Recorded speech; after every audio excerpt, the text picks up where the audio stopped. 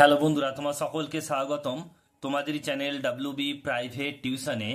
আজকের এই ভিডিওতে আমরা রায় মার্টিন প্রশ্নবিচিত্রা 2025 ক্লাস 6-এর পরিবেশ ও বিজ্ঞান বিষয়ের প্রথম ইউনিট টেস্টের জন্য যে তোমাদের 2 নম্বর স্কুল রয়েছে 196 নম্বর পেজে, তো এই প্রশ্নপত্রের সম্পূর্ণ উত্তর নিয়ে আজকের এই ভিডিওতে আমরা আলোচনা করব। তো চলো ভিডিও শুরু করা যাক। একের দাগের প্রশ্ন বলছে সঠিক উত্তরটি নির্বাচন করে লেখো।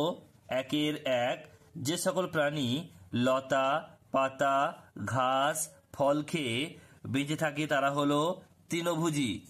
নেক্সট প্রশ্ন দুইয়েরটা, প্রদত্ত কোন ঘটনাটি বলছে অনভিপ্রেত ঘটনা, ভূমিকম্প।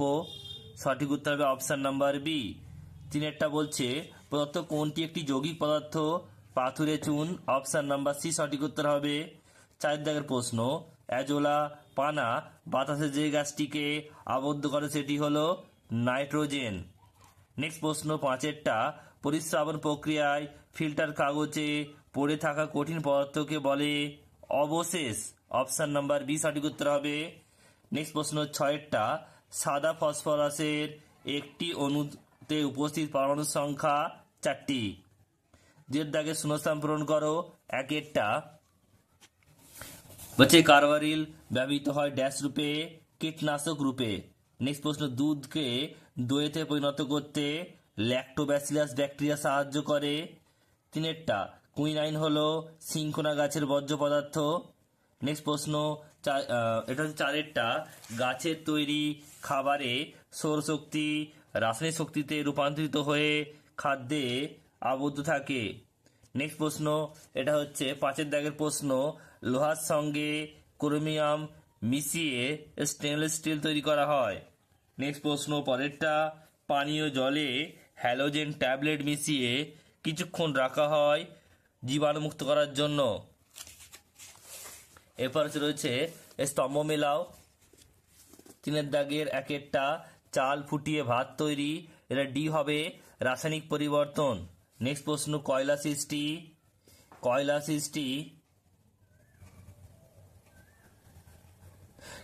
সৃষ্টি এটা সি হবে মন্থর ঘটনা।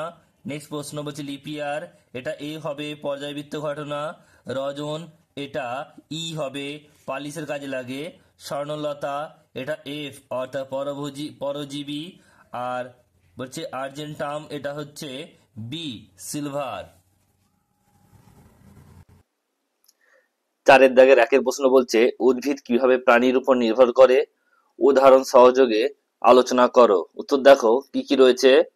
প্রাণীর উপর উদ্ভিদের নির্ভরশীলতা, পরাগ মিলন, সমস্ত একলিঙ্গ ফুল বিশিষ্ট উদ্ভিদ এবং বেশিরভাগ উভলিঙ্গ ফুল বিশিষ্ট উদ্ভিদের পরাগ মিলন বিভিন্ন প্রাণী দ্বারা ঘটে।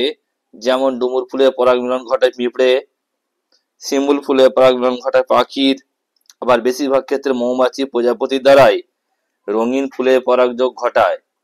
আর 2 নম্বর হচ্ছে বংশবিস্তার, বেশিরভাগ উদ্ভিদের বংশবিস্তার প্রাণীর উপর নির্ভরশীল। যেমন বাদুড়, বট, অশ্বত্থ প্রভৃতি ফলের বীজ দূর দূরান্তে ছড়িয়ে দেয়। বিভিন্ন প্রাণীর গায়ের লোমে আটকে বহু গাছের বীজ দূরে ছড়িয়ে পড়ে এবং উদ্ভিদের বংশবিস্তার ঘটে। নেক্সট প্রশ্ন হচ্ছে 4-এর দাগে 2-এরটা, পাউরুটির গায়ে ছোট ছোট ছিদ্র আকার থাকার কারণ কি। উত্তরটা লিখবে ময়দা বা আটা আর জল। আর লাগে ইস্ট হলো এক ধরনের এককোষী ছত্রাক।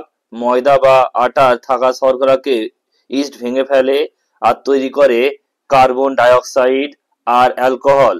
ময়দা বা আটার মিশ্রণটিকে ফুলে ফেঁপে উঠতে সাহায্য করে এই কার্বন ডাই অক্সাইড। পরে এই মিশ্রণকে কার্বন ডাই অক্সাইড বেরিয়ে যায় আর পাউরুটি গা ফুটো ফুটো হয়ে যায়। নেক্সট প্রশ্ন পরেরটা বলছে 3 নম্বর প্রশ্ন, ভৌত ও রাসায়নিক পরিবর্তনের মধ্যে 3টি পার্থক্য লেখো। 1 নম্বর সংজ্ঞা রয়েছে, দেখে নাও। যে পরিবর্তনে পদার্থের মূল পরিগঠনের কোনো পরিবর্তন হয় না, শুধুমাত্র বাহ্যিক অবস্থার পরিবর্তন ঘটে, তাকে ভৌত পরিবর্তন বলে। আর রাসায়নিক পরিবর্তনের ক্ষেত্রে কি লিখবে, যে পরিবর্তনে পদার্থের মূল গঠনের পরিবর্তন ঘটে এবং সম্পূর্ণ নতুন ধর্মবিশিষ্ট পদার্থ উৎপন্ন হয় তাকে রাসায়নিক পরিবর্তন বলে। উদাহরণ রয়েছে ভৌত পরিবর্তনে কি রয়েছে, বরফ গলে জল হওয়া, জলে বাষ্পে পরিণত হওয়া ইত্যাদি। আর রাসায়নিক পরিবর্তন কার্বনকে বাতাসে পোড়ালে লোহার মরচে পড়া ইত্যাদি।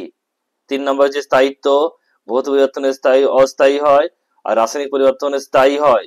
4 নম্বর তাপের উদ্ভব ও শোষণ, ভৌত পরিবর্তনে তাপের উদ্ভব শোষণ হতেও পারে আবার নাও হতে পারে, রাসায়নিক পরিবর্তনে তাপের উদ্ভব বা শোষণ হবেই।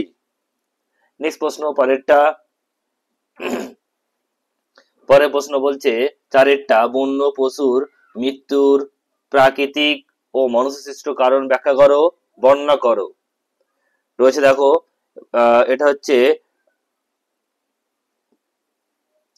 হচ্ছে প্রাকৃতিক কারণ মৃত্যুর, পশুর মৃত্যুর প্রাকৃতিক কারণ হচ্ছে কি স্বাভাবিক মৃত্যু কি কি হয়, অসুস্থ হয়ে, রোগে, অন্য পশুর আক্রমণে ও বার্ধক্যে মারা যায়।